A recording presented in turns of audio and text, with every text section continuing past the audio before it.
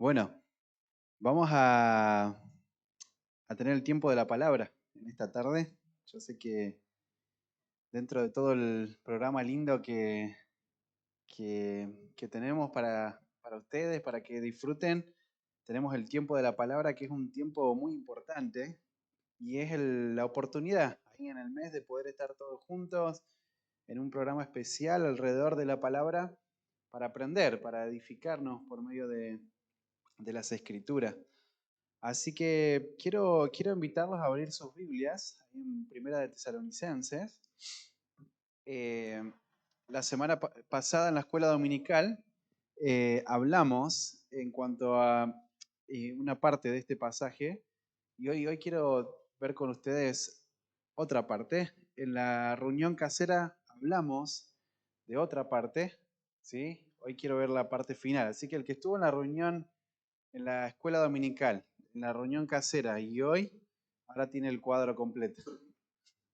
Si no estuvieron en la reunión casera, tienen la mitad. Igual vamos a hacer un repaso. Primera Tesalonicenses capítulo 1, ahí es donde vamos a centrarnos en esta mañana, en esta tarde, perdón, aquí juntos. Y antes de comenzar, me gustaría orar al Señor, pidiéndole su guía, su dirección, y después vamos a leer un poco el pasaje y a tratar de explicarlo, ¿sí? Oremos. Padre, gracias por la oportunidad de estar juntos. Gracias porque podemos disfrutar de la comunión, podemos disfrutar de alabarte, Señor, juntos y también ahora abrir tu palabra. Queremos tener un corazón dispuesto, Señor, una mente atenta para recibir tu palabra y queremos obedecer, Señor, tu palabra. Queremos sujetar nuestra vida, nuestra mente a tu verdad. Y te pedimos, Señor, que puedas traer mucho fruto en nuestras vidas. Señor, dejo esta tarde en tus manos, en nombre de Cristo Jesús. Amén. Bueno, ahí el primer versículo, a modo de introducción, dice Pablo, Silvano y Timoteo. Yo les conté la semana pasada que Pablo es el autor de esta carta. Pablo escribe esta carta para una iglesia que él había visitado y había fundado, en realidad había fundado unos meses antes, y ahora él escribe esta carta, ¿sí? Cuando ustedes van a Hechos 16 y Hechos 17, ustedes ven cómo Pablo ahí en su segundo viaje emprende un recorrido, y en el capítulo 16 especialmente van a ver que Pablo quería ir en una dirección y el Espíritu Santo le dice que no. El Espíritu Santo lo guía a donde Dios tenía preparado, un pueblo, una iglesia, ¿verdad? Así que ahí en el Hechos 16 tenemos la visión del macedonio, ¿no? Que a Pablo en sueño le dice, pasa a Macedonia y ayúdanos. Entonces Pablo, él estaba con Timoteo, estaba con Silas, estaba con Lucas en una primera etapa del viaje, y él pasa, y él va para la parte de la zona de Macedonia, y entonces ahí en Hechos 17, Hechos 16, vos podés ver cómo en Filipo hay oposición, ¿no? Él llega predicando el Evangelio, se convierte, ciertas personas ahí, pero uno de los que se convierte es el carcelero y después su familia, lo que ya te da la idea de que no estaban las cosas bien, no había mucha tensión, Pablo es puesto de una forma injusta ahí en prisión, es avergonzado públicamente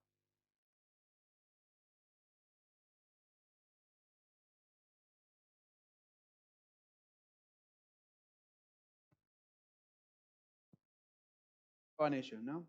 Y bueno, saliendo de ahí, ellos van, esta es la marca de Pablo, ¿no? Donde va, predica el Evangelio, hay oposición, ¿no? Entonces van para Tesalónica, ¿no? Y Pablo, si ustedes leen en Hechos 17, Pablo se mete a una sinagoga y empieza a predicar el Evangelio. Y ahí mientras predica el Evangelio, algunas personas se convierten, pero rápidamente, versículo 5, hay oposición. Se levantan judíos, se levanta una turba que empiezan a alborotar la ciudad, las autoridades, y entonces los creyentes lo sacan a Pablo, ¿no? Y Pablo se va a Berea. Pero la persecución sigue, ¿no? Ahora ahí en el relato de hecho vos ves que algunas personas se convirtieron, ¿no? Algunos griegos, algunas mujeres nobles, también había algunos judíos que se habían convertido y la iglesia empieza a formarse ahí, ¿no? En ese lugar. Pablo estuvo muy poquito tiempo, hermano, en ese lugar. Pablo puede ser que haya estado 3 semanas o puede ser que haya estado un poquito más, hasta que él se tuvo que ir. En muy poquito tiempo el Señor obró de una forma maravillosa, porque una iglesia se formó y aún a pesar de la persecución, de la gran tribulación, de la gran presión que ellos estaban viviendo en sus primeros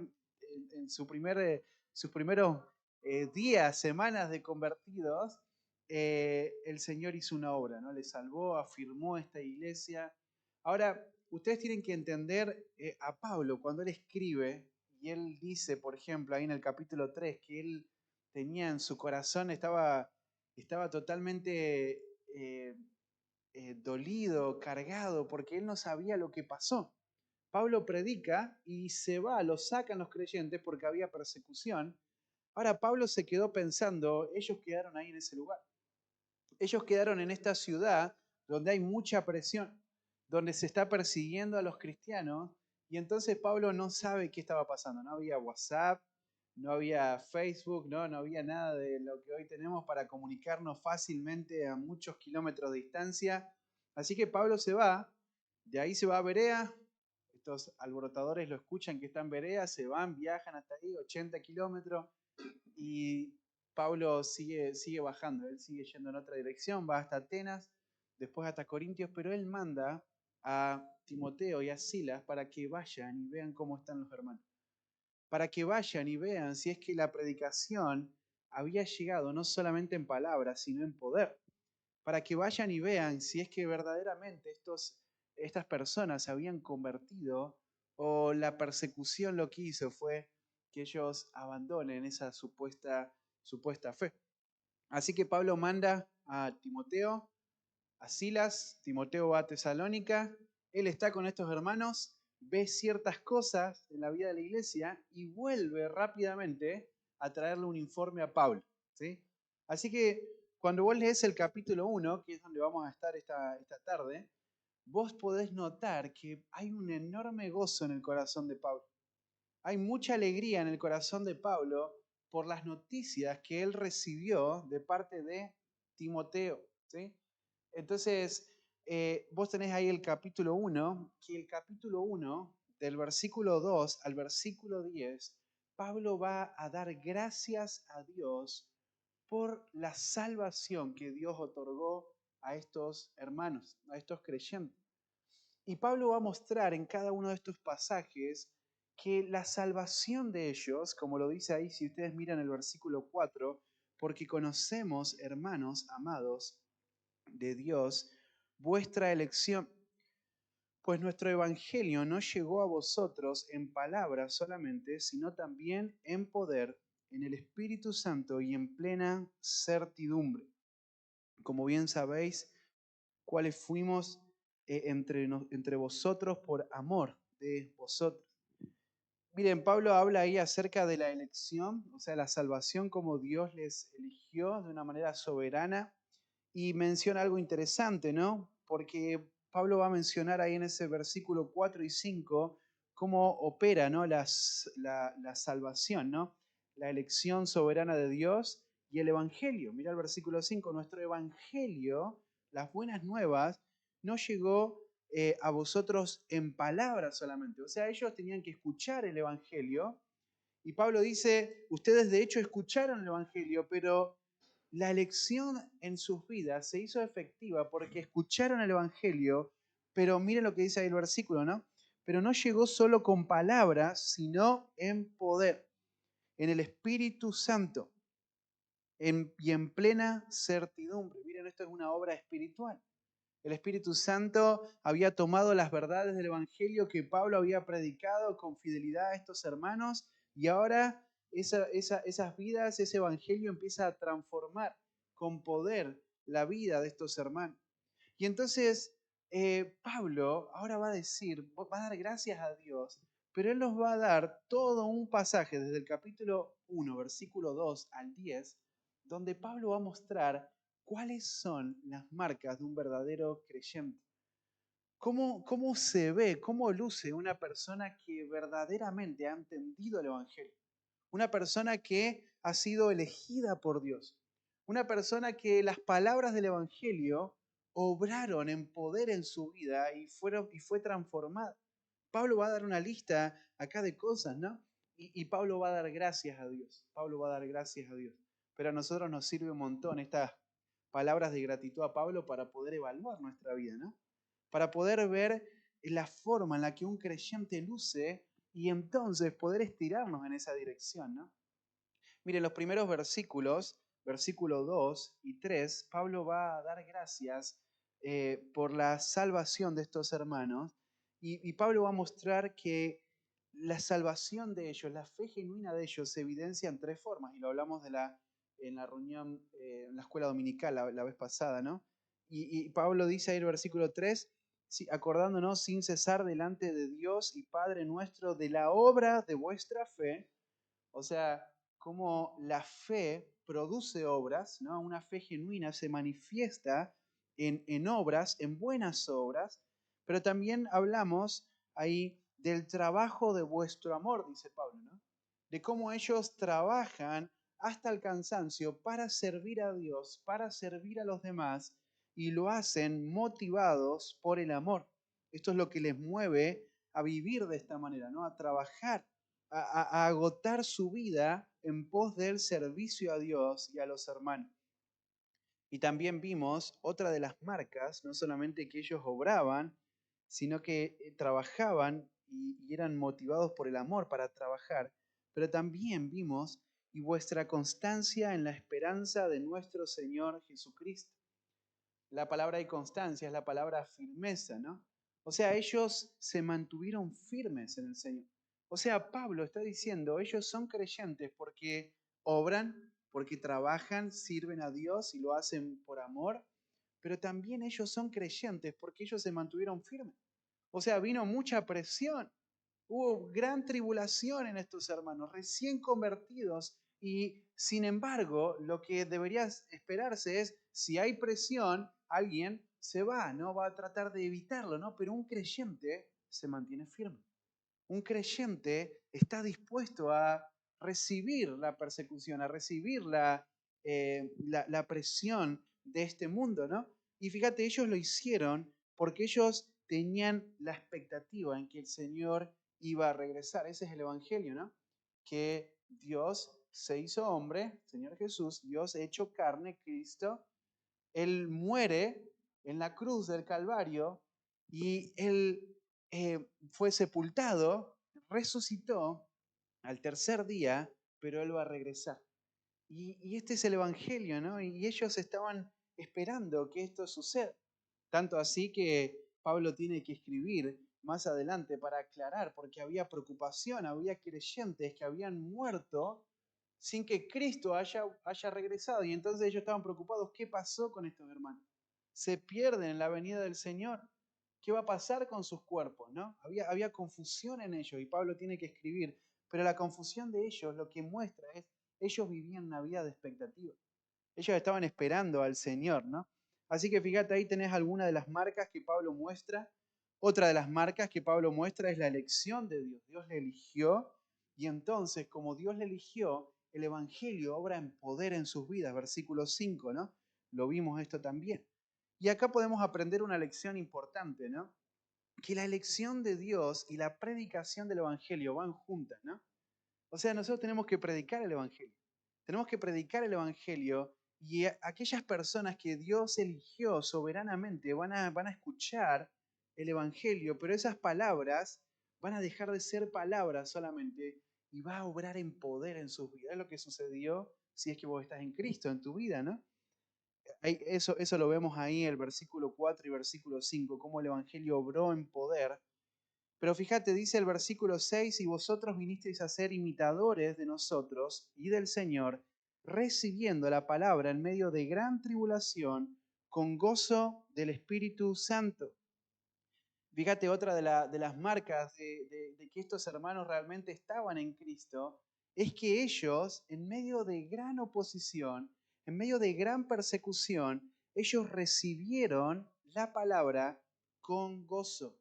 Ellos recibieron la palabra con gozo. Esto es interesante, esto lo hablamos el martes en la reunión casera, ¿no? Hablábamos justo de este pasaje, ¿no?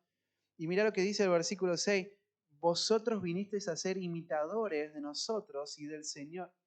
O sea, continuando con lo que acaba de decir en el versículo 5, ¿no?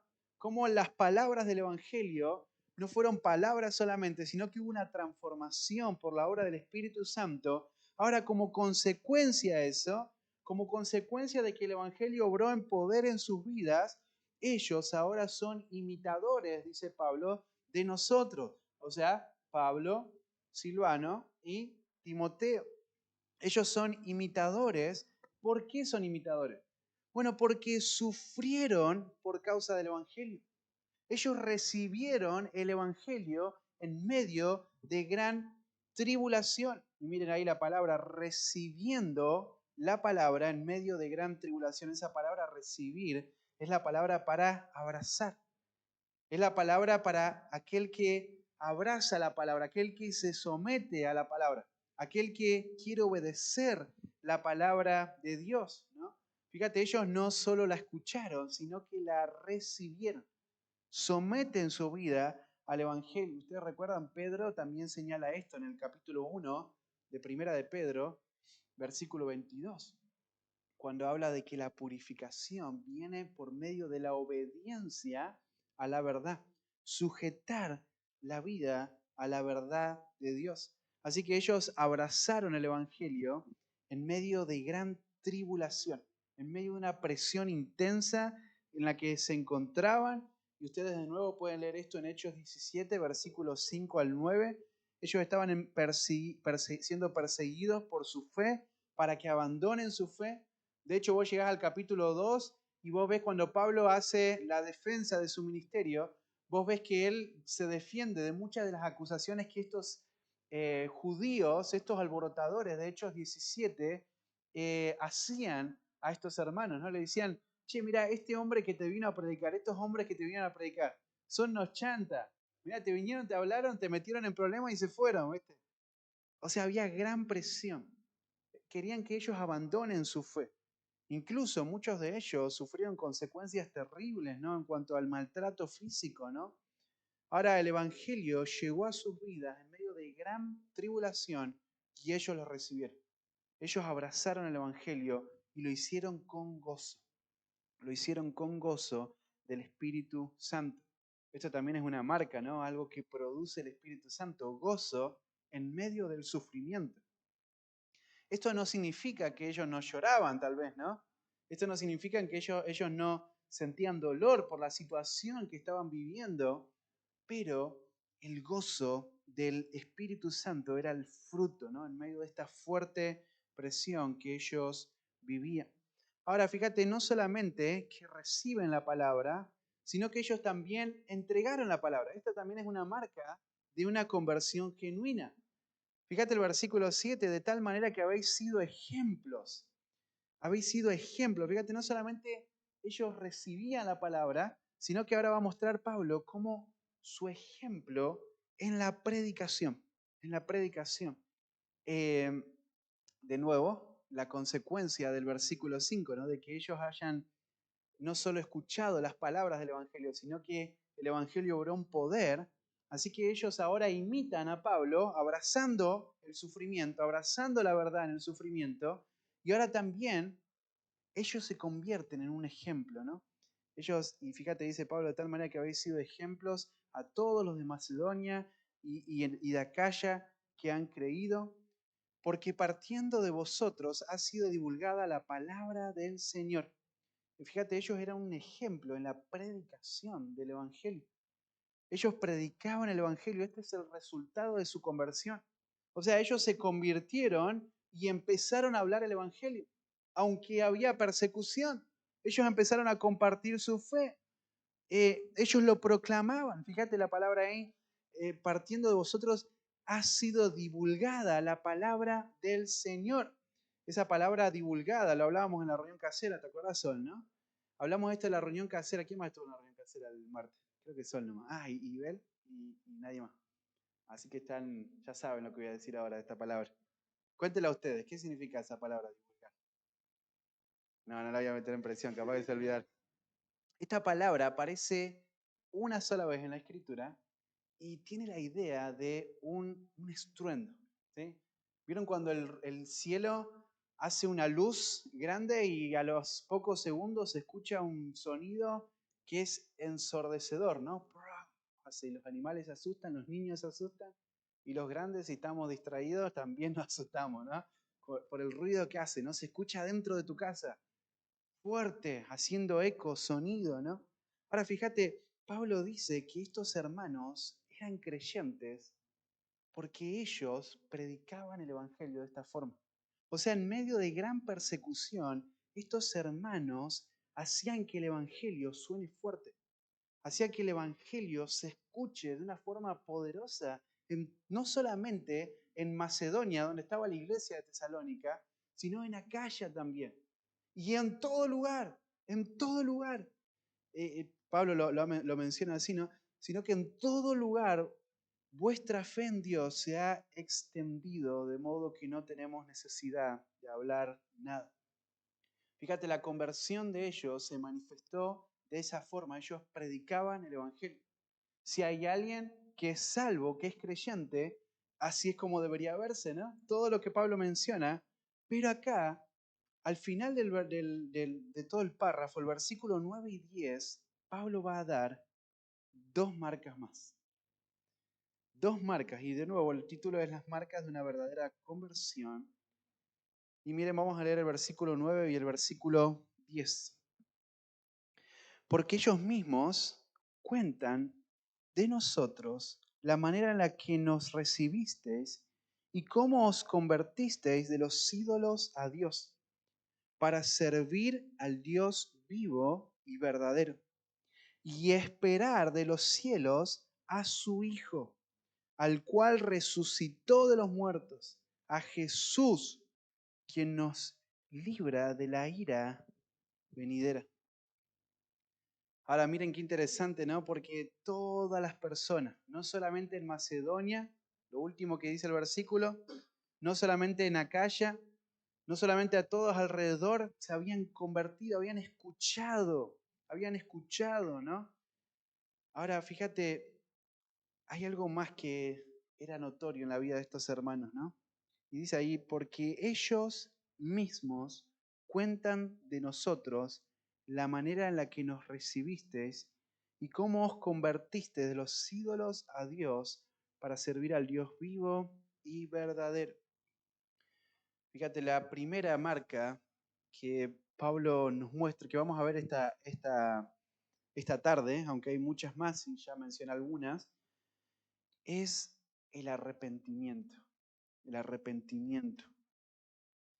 Fíjate, esta es la evidencia segura, ¿no? Que muestra que una persona verdaderamente está en Cristo, ¿no?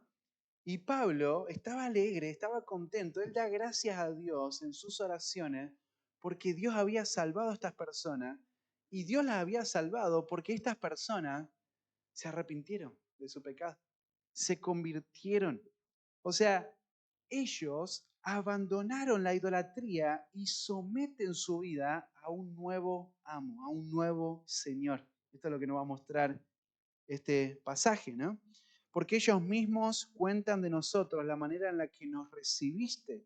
Fíjate, los creyentes en Macedonia y Acaya, si lees el versículo anterior, y en sus alrededores.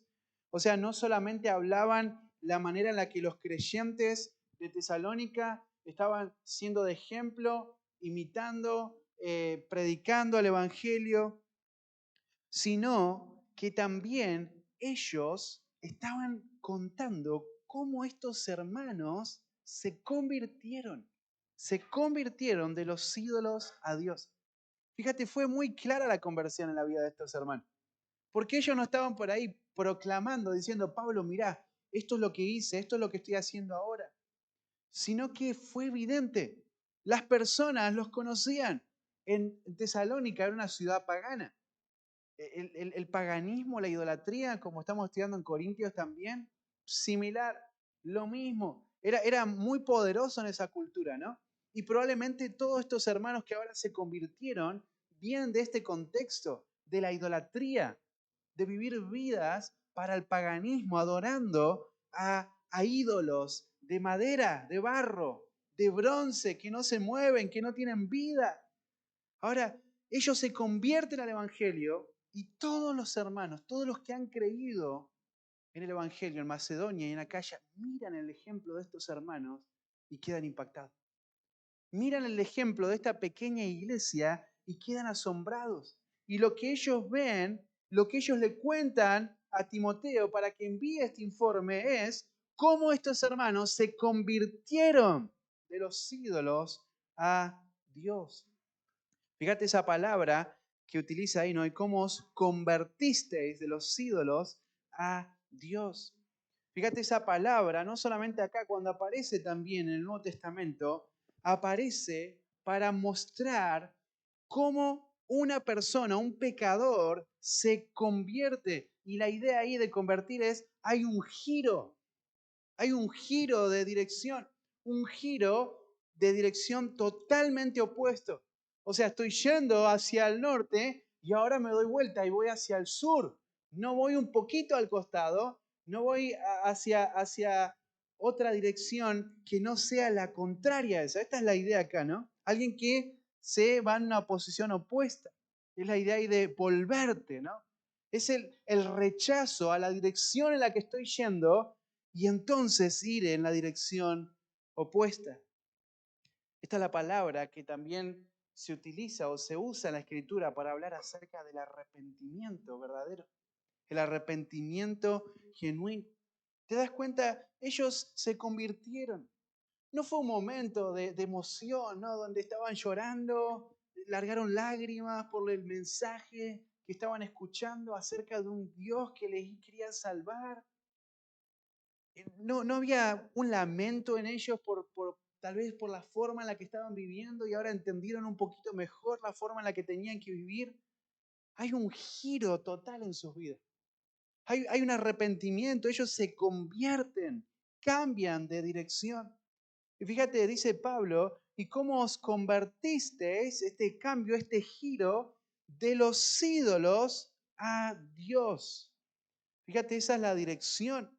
Los hermanos ahora de Tesalónica, ellos viven de nuevo en esta región totalmente pagana. Seguramente vivían vidas volcadas a la idolatría, al paganismo, como toda la sociedad lo estaba inmersa en ese momento, en ese lugar.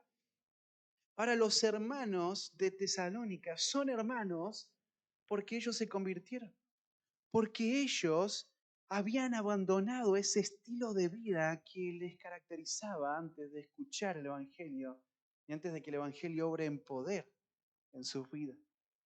Fíjate esta conversión, hermanos, que ellos muestran, que Pablo señala acá, implica este arrepentimiento, ¿no?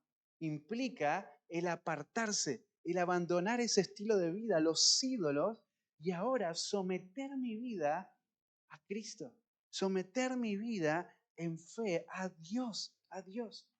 Por eso menciona ahí cómo os convertiste de los ídolos a Dios, a Dios. Fíjate, la salvación de estos hermanos significó una rotura con su vieja vida. Significó, hermanos, abandonar, cortar, romper con, en este caso, la religión pagana que ellos amaban y seguían, y ahora su vida va en una nueva dirección, totalmente opuesta.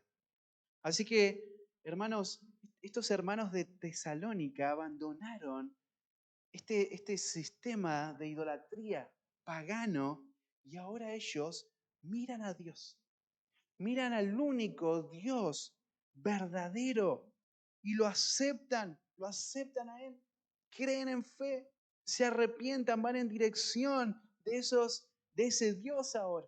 Ellos iban a los ídolos, pero ahora se convierten. Ahora se vuelven a Dios. Ellos abandonan su vida de pecado y van en pos del Dios vivo y verdadero. El Dios vivo y verdadero. Hermanos, el arrepentimiento no es lamentarse, no es llorar solamente. Alguien puede llorar y estar arrepentido, ¿no? Pero el arrepentimiento no es llorar, no es sentirse mal, con culpa. No es, bueno, ahora siento que tengo que hacerlo distinto, ya voy a ver qué momento tengo que dar estos cambios en mi vida. No, el arrepentimiento es un cambio, es convertirse, es un cambio de dirección, es abandonar, es romper la vida de pecado y volcarme a Dios, volcar mi vida a Dios. ¿Se acuerdan? Nosotros hablamos de esto, Jervis habló de esto en 2 Corintios capítulo 7, versículo 9 al 11, cuando Pablo va a mostrar las marcas, la forma en la que se evidencia un arrepentimiento verdadero.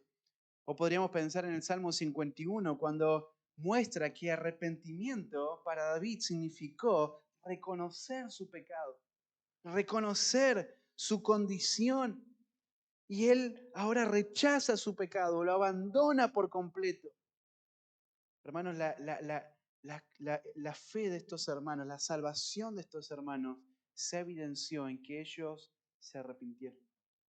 Ellos cambiaron de dirección. Ellos abandonaron su vida de idolatría, su vida de pecado, y ahora ellos ponen su fe en Dios. Ponen su fe en Dios.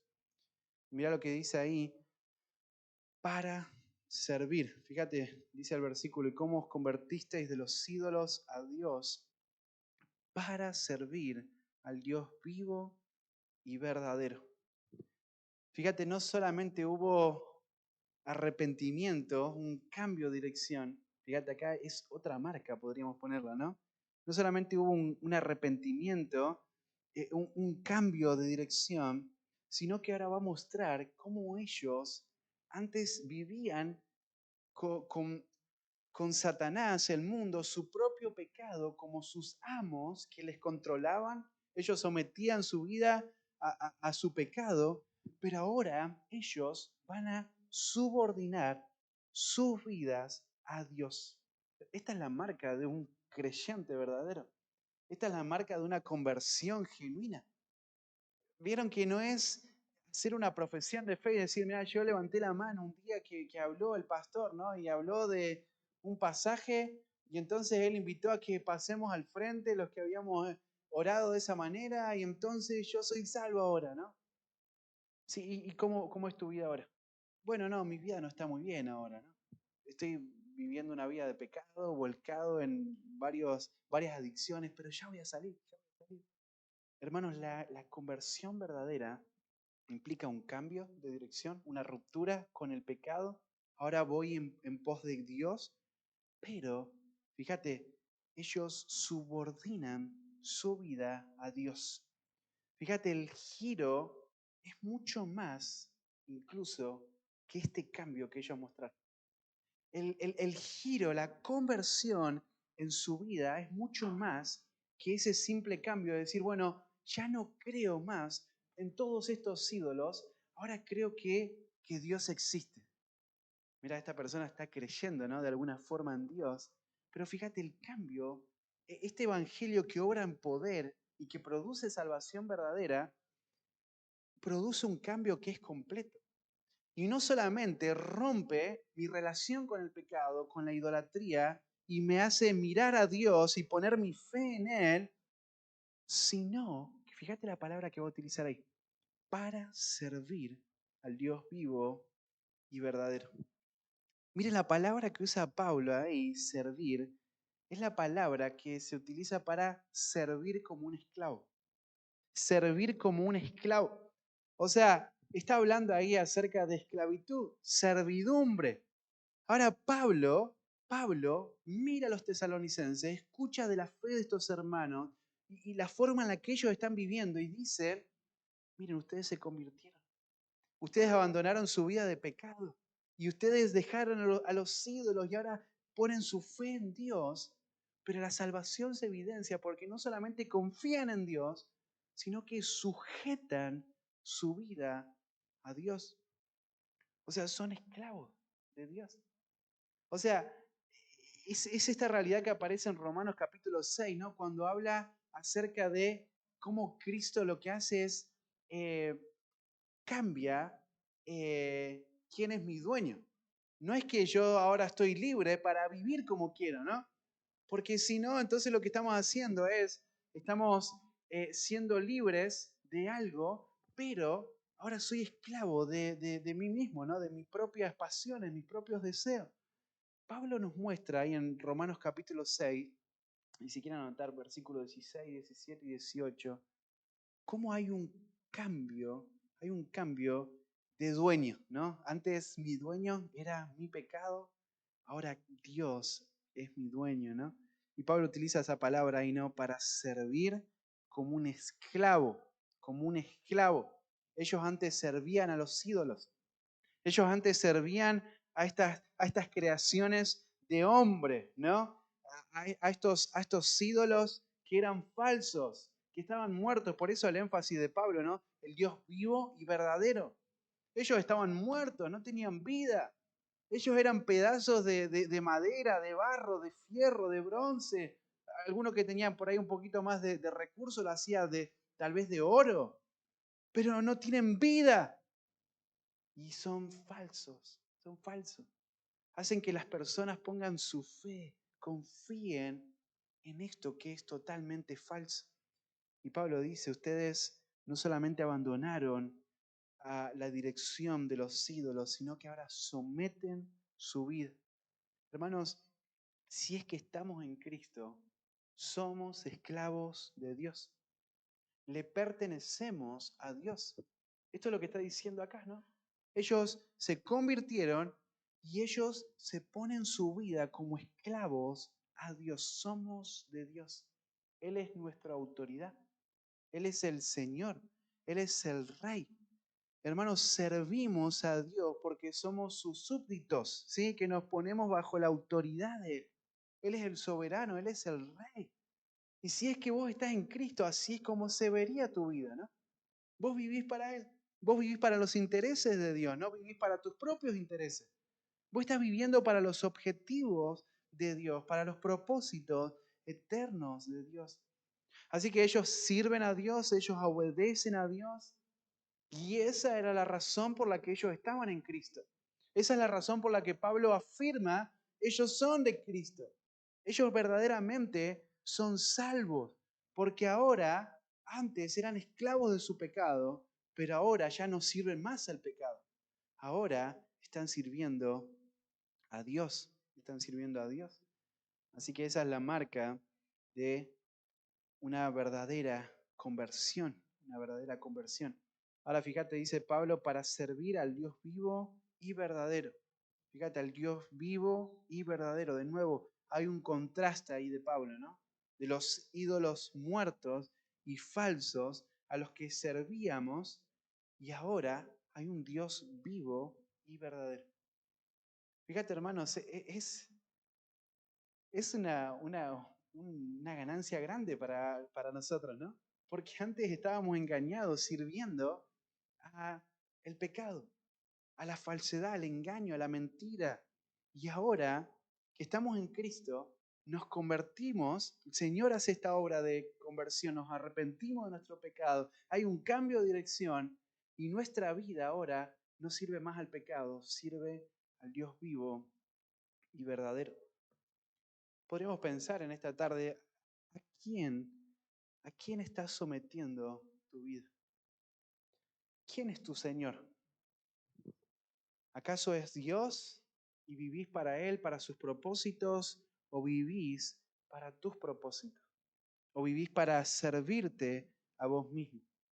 ¿A quién va dirigida tu lealtad? ¿A quién va dirigida tu lealtad? Hermanos, si es que estás en Cristo, entonces debemos someter nuestra vida al Dios viviente, al Dios verdadero, el único Dios verdadero. Fíjate, la marca de estos hermanos era arrepentimiento, era fe, era sujeción a Dios. Pero ahora, mirá, ya terminando el versículo 10, nos va a mostrar que la marca, la evidencia de una conversión verdadera es una vida expectante, una vida expectante. Miren el versículo 10. Y esperar de los cielos a su Hijo, al cual resucitó de los muertos, a Jesús, quien nos libra de la ira venidera. Hermanos, la expectativa de, es la marca, es la evidencia de una verdadera fe, de una verdadera conversión. La expectativa muestra que verdaderamente estamos en Cristo. Así que estos hermanos tenían tanta expectativa, como te mencioné al principio, que estaban preocupados por aquellos que habían creído en Cristo y habían muerto y el Señor no regresó. O sea, fíjate, ellos realmente estaban pensando, Cristo va a venir, Cristo viene hoy. Esta era la forma en la que vivían ellos, ¿no? Y hermanos, esta no es la forma en la que viven ellos, esta es la forma en la que vive todo creyente verdadero. Esta es la marca de alguien que realmente está en Cristo. Vive una vida de expectativa. Vive una vida expectante. Mira el versículo 10, ¿no? Y esperar de los cielos a su Hijo. Fíjate esta palabra acá, ¿no? Y esperar es la palabra para expectación. Hay un anhelo, hay un deseo fuerte. Está esperando, está esperando. Hay una espera constante en el Señor. No es algo de un momento, no es la emoción de una predicación. Ah, mira lo que habló el pastor hoy. Bueno, vamos a levantarnos mañana pensando que el Señor va a regresar. No, es una espera constante. Todo el tiempo esperan. Ellos esperan todo el tiempo de forma paciente, de forma confiada. El Señor va a regresar. Así que el creyente vive de esa manera. El creyente vive esta vida que esta fe que ahora produjo transformación, que hubo este cambio, este giro. Servimos a Dios porque Él es nuestro amo, nuestro Señor, somos esclavos de Dios y vivimos de esta manera mientras esperamos a Cristo. Vivimos de esta manera mientras esperamos a Cristo. Y esa es la marca para identificar, Pablo, de que estos hermanos estaban en Cristo. Ellos están en Cristo, ellos han sido elegidos por Dios. El Evangelio obró con poder en sus vidas porque ellos están esperando a Cristo, están esperando a Jesús. Ellos anhelan el regreso de Cristo, ellos aman el regreso de Cristo, ellos esperan todo el tiempo que esto suceda, el regreso de Cristo.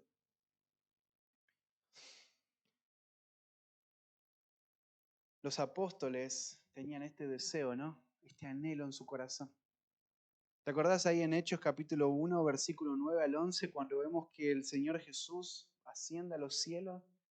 Y Él mientras va diciendo ciertas palabras, mientras Él va ascendiendo, perdón, y los ángeles empiezan a decir algunas palabras a los discípulos y le dicen en el versículo final, ¿por qué están mirando al cielo? Este mismo Jesús que ha sido tomado de vosotros al cielo, así vendrá como le habéis visto ir al cielo. Fíjate, esto es lo que los discípulos anhelaban. Esto es lo que ellos volcaron en la vida de la iglesia. Y esta es la marca de un creyente verdadero. Ellos están esperando de los cielos a su Hijo, al Hijo de este Dios vivo y verdadero que acaba de mencionar el versículo anterior, a este Hijo del Dios verdadero, a cual nosotros sujetamos nuestra vida, esperamos de los cielos, al cual resucitó de los muertos. Fíjate, Cristo, Cristo. Ese Emanuel es Dios con nosotros. Es este hombre perfecto que murió en la cruz, que satisfizo la ira de Dios y la ira santa y justa de Dios. Es aquel que resucitó de entre los muertos y es ese Cristo el que va a regresar para buscar a su iglesia, a su iglesia. La iglesia verdadera anhela ese día. La iglesia verdadera no está pensando en pasar una mejor vida en esta tierra, ¿no? La iglesia verdadera vive pensando en lo eterno. Fíjate, dice al cual resucitó de los muertos y es Jesús, a Jesús que nos libra de la ira venidera. Jesús es nuestro libertador. El creyente verdadero anhela el regreso de Cristo porque el creyente verdadero sabe que allí, en ese evento, Cristo regresando por su iglesia se va a completar. Se va a completar el propósito eterno de Dios en la salvación de su iglesia. El Señor provee esta liberación. Él es el libertador, Él es el salvador. Él es el que nos ha librado del juicio que va a sorprender a los incrédulos, ¿no? Por eso es que estos hermanos viven esta vida expectante. Por eso es que estos hermanos viven una vida de expectación. Todo el tiempo esperan a Cristo. Entonces la pregunta es, no solamente quién es el Señor de tu vida, a quién va dirigida tu lealtad. No solamente la pregunta es, ¿has experimentado la conversión de la que acaba de señalar? Sino que también la pregunta es, ¿vivís esta clase de vida esperando a Cristo? O sea, en tus pensamientos, en tu agenda, cuando planificás o cuando pensás en los pasos que vas a dar, ¿estás pensando en el regreso inminente de Cristo? ¿Estás anhelando eso? ¿Estás esperando con paciencia y sirviendo al Señor mientras lo esperás de una manera constante? Porque si no es así, hermano, entonces tenés que considerar tu conversión. Tenés que considerar tu salvación, porque la salvación genuina se ve de esta manera. Pablo se goza no por una profesión de fe que estas personas habían hecho. Pablo se goza porque el Evangelio obró en poder en su vida y produjo todo lo que señaló el capítulo 1. Todo lo que señaló el capítulo 1. Todo lo que vimos ahí a la pasadita y tal vez algunas cosas que salteamos. Todo eso produce el Evangelio. Todo eso produce cuando el Evangelio dejan de ser solo palabras y entonces el Espíritu hace una obra de transformación.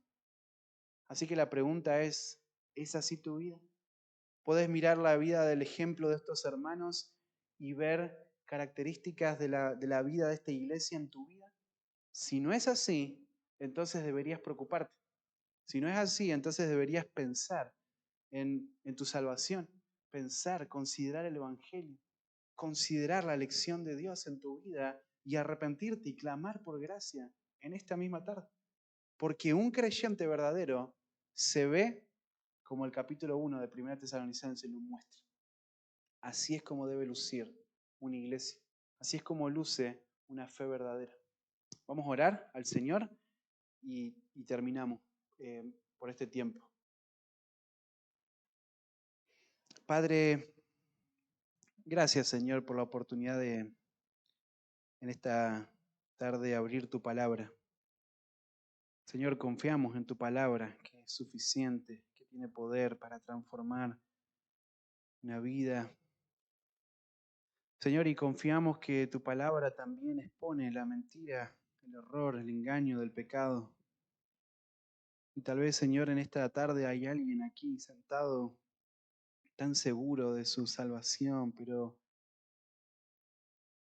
su vida totalmente incoherente con su profesión de fe, una vida de pecado, una vida volcada a los placeres, a los deseos de este mundo. Señor, trae convicción.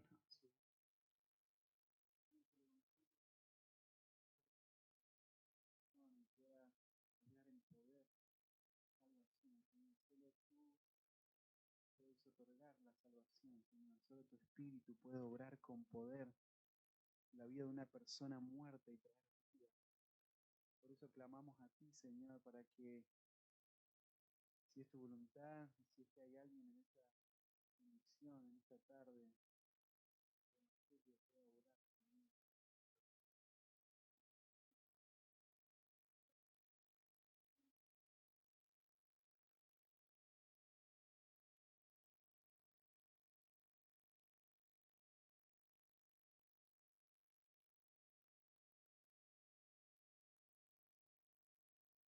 Señor, vivir vidas como la de estos hermanos. Señor, que podamos vivir vidas sujetas a ti. Tú eres nuestro Señor, nuestro amo. Tú eres el Señor de señores, el Rey de reyes, Señor, y queremos inclinar nuestra vida, queremos servirte, queremos gastar nuestra vida, Señor, para tus propósitos. Ayúdanos a vivir de esa manera. Ayúdanos, Señor, a vivir vidas expectantes, Señor. Vivir vidas expectantes va a llevarnos a luchar con el pecado, a abandonar el pecado. Señor, permítenos seguir el ejemplo, imitar la vida de estos hermanos, Señor, y todo esto para tu gloria, Señor, y para la edificación de tu iglesia. Oramos en nombre de Cristo Jesús. Amén.